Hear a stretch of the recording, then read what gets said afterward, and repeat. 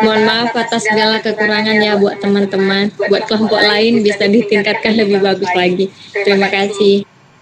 Ya, terima kasih kelompok 1. Jadi kita masuk ini ke pertemuan yang ke-12.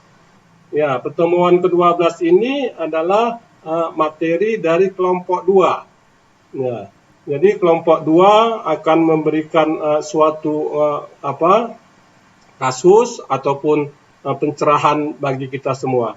Ya, kita persilakan kelompok 2. Baik, Pak.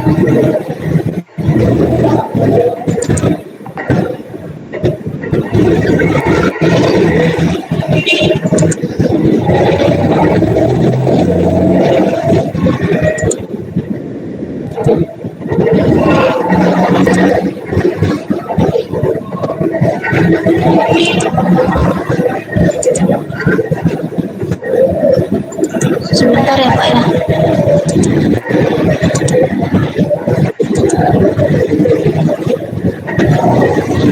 Udah muncul ya, Pak ya? Belum. Ya, sedang. Baik.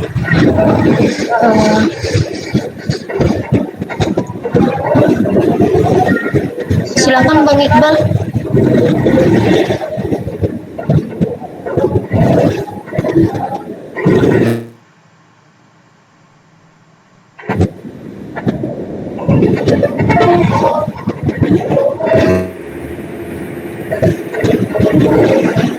Baik, terima kasih atas waktunya yang telah diberikan kepada kelompok 2. Semoga assalamualaikum warahmatullahi wabarakatuh dan selamat malam buat kita semua. Waalaikumsalam warahmatullahi wabarakatuh. Malam. Di sini kita akan membawakan doa peran mahasiswa dalam mencegah korupsi. Lanjut ke Ida. Baik,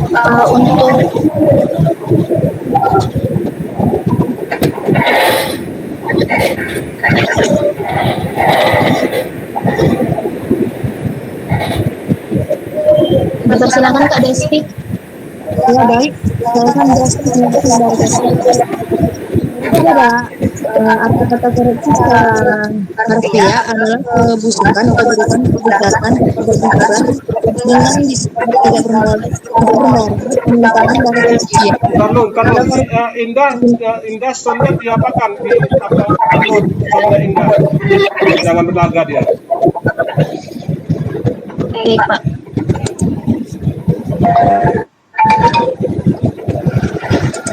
Oke, ya terus.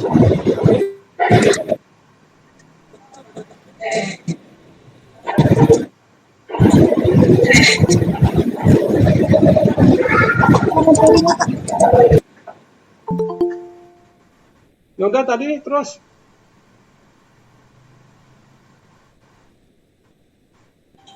Kak Indah, slide-nya.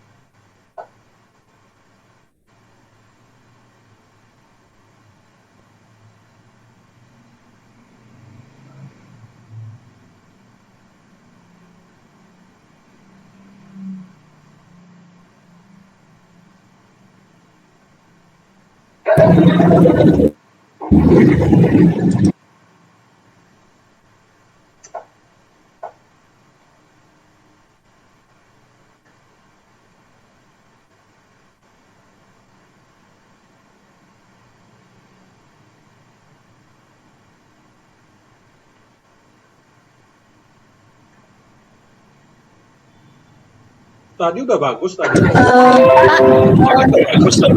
mohon waktunya sebentar, saya share ke teman yang lain ya. Soalnya laptopnya kayaknya nggak bisa, Pak. Bentar ya, Pak. Tadi udah bisa tadi. Atau saya coba lagi bentar ya, Pak. Tadi di awal-awal udah bagus.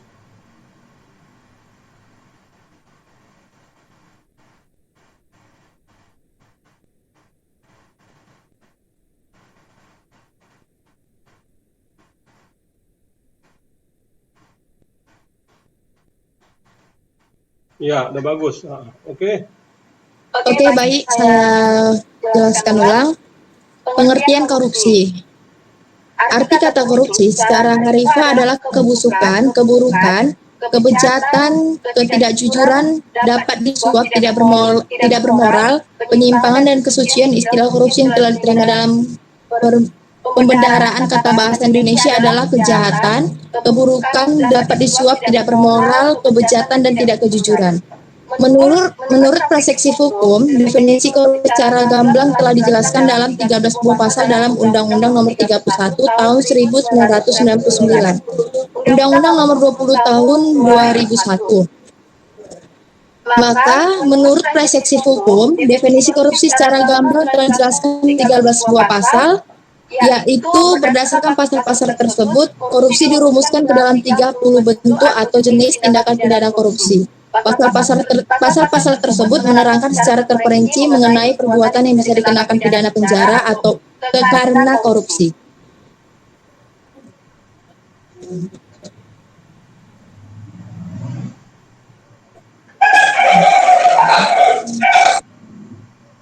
Oke, lanjut pada teman yang lain, contoh-contoh korupsi. Seperti yang kita ketahui, selama ini KPK telah banyak menangkap dan memenjarakan koruptor. Menurut Wakil Ketua KPK, Adnan Pandu Praja, sudah sekitar 370 orang yang telah divonis oleh KPK yang terdiri dari 72 anggota parlemen, 8 menteri, 31 gubernur, dan 8 bupati. Kemudian 4 komisioner dan 3 warga negara asing, 3 diantaranya adalah 2 Malaysia dan 1 Jepang. Contoh-contoh korupsi. Yang pertama, terlambat kuliah. Yang kedua, memberikan hadiah atau gratifikasi kepada dosen. Ketiga, markup anggaran. Yang keempat, membuat proposal palsu. Yang kelima, penyalahgunaan dana beasiswa. Yang keenam, plagiasi. Yang ketujuh, mencontek. Kedelapan, titip absen dan lain-lain. Oke, selanjutnya akan dilanjutkan oleh Bang Sugiarto.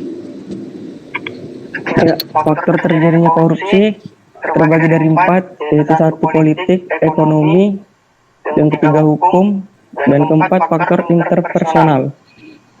Faktor politik merupakan salah satu faktor yang paling umum yang mendasari suatu tindakan penyebab korupsi.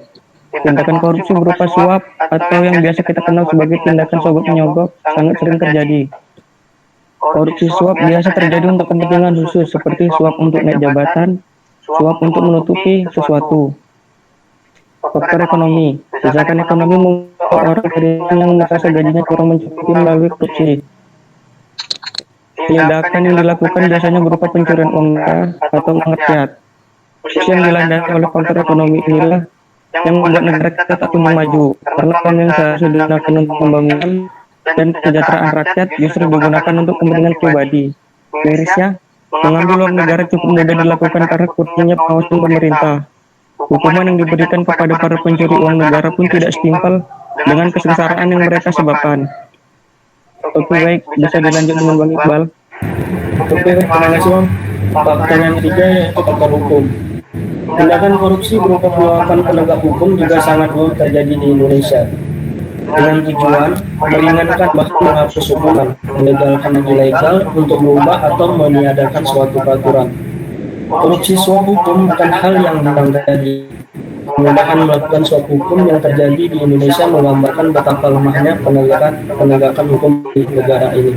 Yang keempat, faktor interpersonal. Faktor ini merupakan perluasan dari ketiga faktor di atas, di mana penyebab tindakan korupsi adalah karena sifat manusia yang tidak pernah puas, minimnya moral masyarakat Indonesia, dan gaya hidup yang tinggi.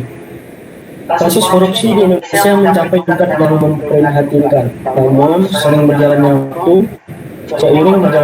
peluang yang kita miliki untuk memberantas korupsi pun kian besar. Salah satu caranya adalah melalui mahasiswa.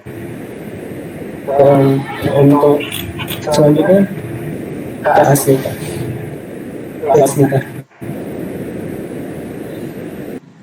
Seperti yang kita ketahui, pencegahan yang dilakukan oleh KPK bertujuan untuk meningkatkan kesadaran masyarakat Indonesia akan bahaya korupsi, sehingga menciptakan Indonesia korupsi dan lingkungan masyarakat yang intoleran terhadap korupsi.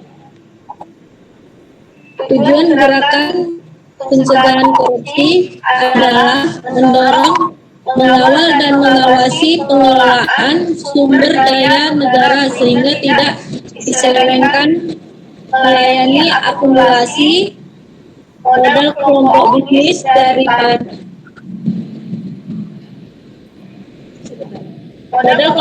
daripada melayani kesejahteraan rakyat. Upaya membangun, mengawal dan mengawasi kebijakan dan sistem anti korupsi pada aspek pencegahan dan penindakan juga harus senantiasa dilakukan. Tujuannya agar sistem ini tidak dibajak, dilemahkan atau dimatikan oleh kelompok oligarki atau apapun.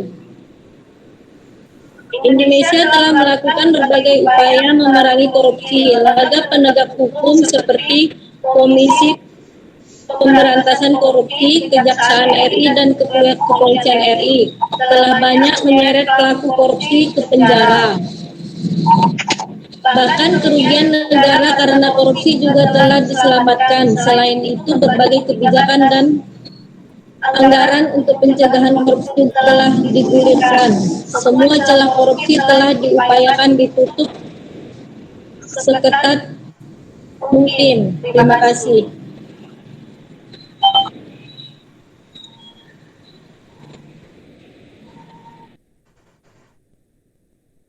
Lanjut ke Bang Boy. Baik, saya akan melanjutkan poin berikutnya yaitu strategi pemberantasan korupsi. Strategi pemberantasan korupsi dan upaya memerangi korupsi bukanlah hal yang mudah. Dari pengalaman negara-negara lain yang dinilai sukses memerangi korupsi, segenap elemen bangsa dan masyarakat harus dilibatkan dalam upaya memerangi korupsi melalui cara-cara yang simultan, yaitu memahami hal-hal yang penyebab korupsi, selanjutnya upaya pencegahan, investigasi, serta edukasi dilakukan secara bersamaan. Poin terakhir, tindakan diarahkan terhadap suatu kegiatan dari hulu sampai hilir, mulai dari perencanaan, pelaksanaan, pengawasan, dan aspek kuratifnya, dan meliputi berbagai elemen. Dilanjutkan oleh Kak Reideska. Baik. Yang pertama, ada strategi preventif, adalah strategi upaya pencegahan korupsi melalui perbaikan sistem dan prosedur dengan membangun budaya organisasi yang mengedepankan prinsip-prinsip fairness, transparansi, accountability, dan responsibility yang mampu mendorong setiap individu untuk melaporkan segala bentuk korupsi yang terjadi. Yang kedua, strategi investigatif adalah upaya memerangi korupsi melalui deteksi, investigasi, dan penegakan hukum terhadap para pelaku korupsi. Dan yang ketiga, strategi edukatif adalah upaya pemberantasan korupsi dengan mendorong masyarakat untuk berperan serta memerangi korupsi dengan sesuai dengan kapasitas dan kewenangan masing-masing. Kepada masyarakat perlu ditanamkan nilai-nilai kejujuran atau integriti serta kebencian terhadap korupsi melalui pesan-pesan moral. Dilanjutkan Kak Indah.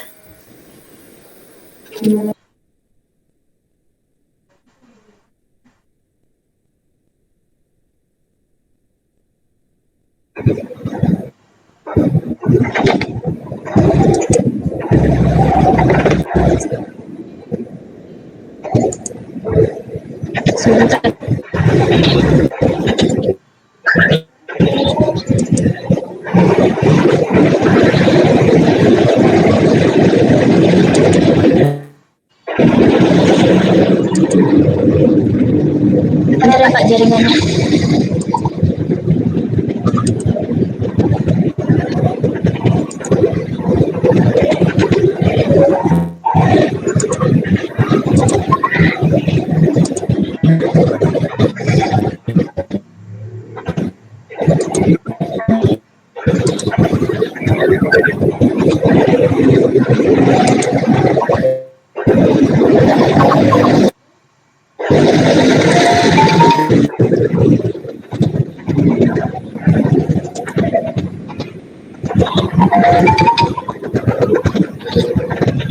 Baik, peran mahasiswa dalam mencegah korupsi. Seperti yang sudah dijelaskan sebelumnya, bahwa dalam sejarah perjalanan bangsa Indonesia, data mahasiswa sangat penting. Baik itu bisa tercatat dalam peristiwa-peristiwa besar yang dimulai dari kebangkitan nasional tahun 1908, Sumpah Pemuda tahun 1928, dan banyak lagi. Maka tidak dapat dipungkiri bahwa dalam peristiwa tersebut mahasiswa tampil di depan sebagai penggerak dengan berbagai gagasan, semangat, dan ilmu yang kami miliki. Peran mahasiswa juga memberikan pendidikan anti korupsi, bahkan sudah tertera pada Undang-Undang Nomor 19 Tahun 2019 tentang Komisi Pemberantasan Tindak Pidana Korupsi. Waktunya tinggal 2 menit lagi. Baik, Pak. Baik, di sini bisa kita lihat beberapa peran mahasiswa dalam pemberantasan korupsi. Dimulai dari moral, di mana kita diharapkan memiliki kemampuan interpersonal yang lebih tinggi sehingga memiliki moral, rasa peduli, dan bertanggung jawab untuk turut memajukan negara Indonesia dengan memberantas korupsi. Kemudian yang kedua, identifikasi korupsi, di mana setelah kita mahasiswa ini juga mempunyai mata kuliah mencegah korupsi, kita mampu mengidentifikasi dan menganalisis suatu tindakan korupsi lebih baik daripada orang awam pada umumnya. Mahasiswa memiliki pengetahuan mengenai standar identifikasi dan analisis yang lebih baik untuk memperbaiki kualitas penegakan hukum di Indonesia. Yang ketiga dilanjutkan oleh Abang Herdika. Silakan, Bang. 1 menit lagi ya, jangan lama-lama. Bang Herdika.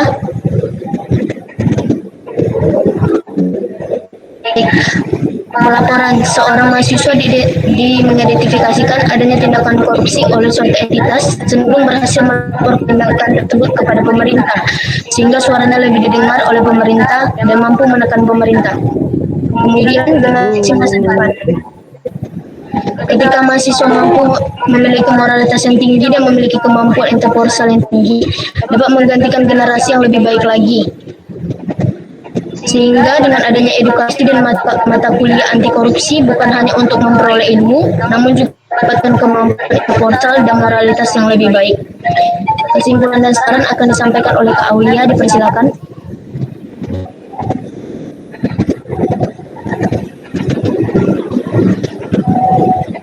Ya, Aulia, ya, setengah menit, Aulia.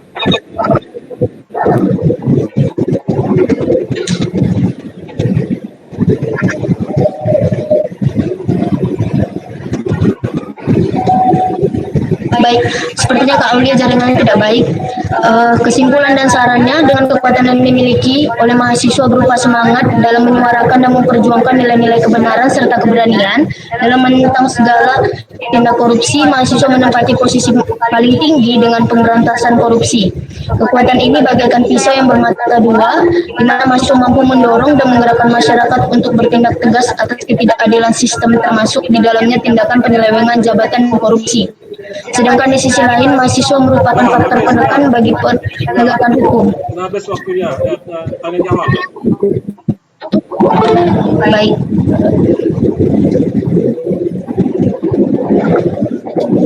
Ya, buka tanya jawabnya. Sebentar ya, Pak.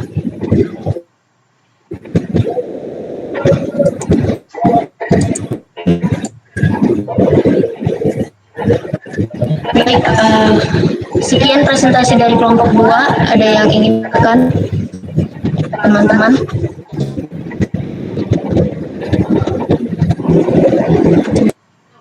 Ayo tanya, yang lain. Saya kelompok 1 minta tanya.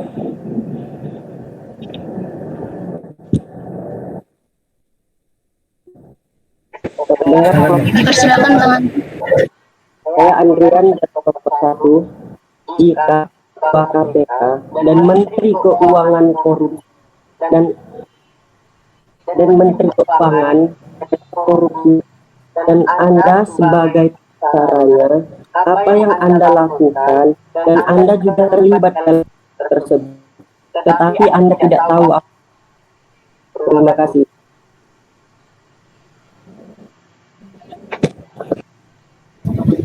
Maaf, Bang Andri boleh diulang karena sepertinya saya agak miss Bang. Oh ya enggak. Jika Ketua KPK dan Menteri Keuangan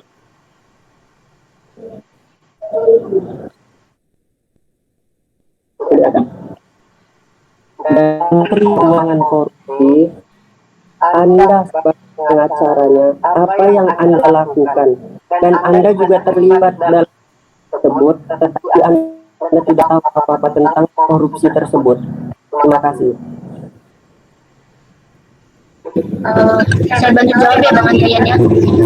Untuk tidak tahu mengenai korupsi, saya rasa tidak ya Bang ya, karena kan kita juga sudah belajar banyak dari zaman sekolah sampai di perkuliahan. Jadi dengan kita tahu kemudian ada mata kuliah ini kan kita bisa lebih menyuarakan begitu kan, apalagi yang seperti kata Pak Nizam, kita sekarang bisa WA-kan juga, jadi lebih dekat lagi gitu dengan organisasi anti korupsi begitu Pak. Begitu Bang. Maka kan gini, dan Menteri Keuangan Bapak sebagai pengacaranya, mereka bersponsor untuk korupsi keuangan dan orang kakak sebagai pengacara nabi ketahuan, tapi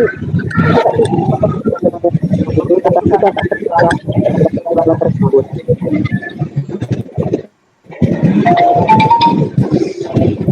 Bang, maaf nih Bang, jaringannya mendek-mendek.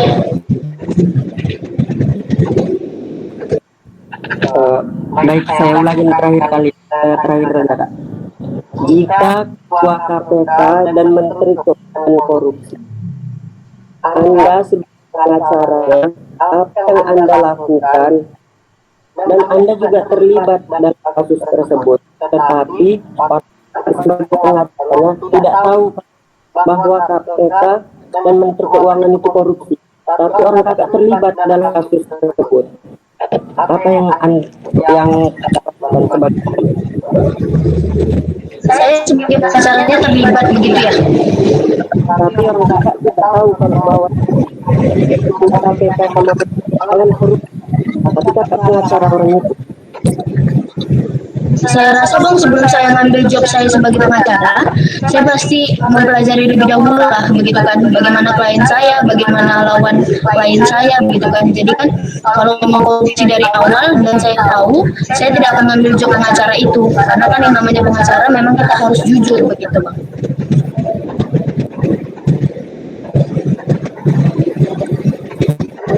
Sudah terjawab Bang Andrian? Ya, puas nggak puas ya. Yang kedua, ya puas nggak puas Andrian. Yang kedua, ya pertanyaan yang kedua. Silakan yang lain. Sudah yang lain ya. Ayo, yang kedua. Siapa yang mau bertanya?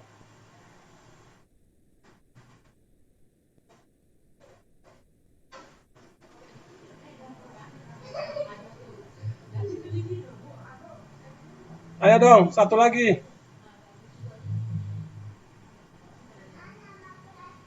Jadi kita ini kan terbatas dengan waktu, ya kan. Kemudian Google Meet-nya pun terbatas. Ini bisa-bisa mati sendiri. Ya, jadi kalau kita berlama-lama, nanti lama-lama mati sendiri. Ya, jadi kita terima kasih kelompok 2. Kita upload kepada kelompok 2.